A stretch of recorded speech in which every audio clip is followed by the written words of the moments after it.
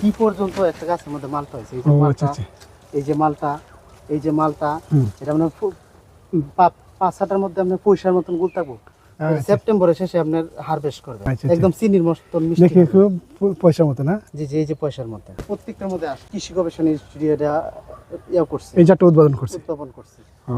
এটা এই যে দেখেন প্রচন্ড, এই যে দেখেন কত বড় বড় হয়েছে। আচ্ছা আচ্ছা, অনেক বড়। টুকায় টুকায় ধরা থাকবে।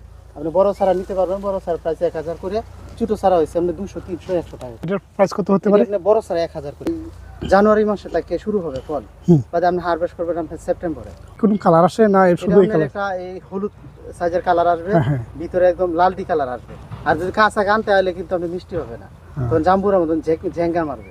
তখন আপনারা বলেন যে মিষ্টি না, আসলে আগেই আপনারা এই মনে আপনার এই কন্ট্রোল করতে পারেন না, আগে ফাইরা খায়।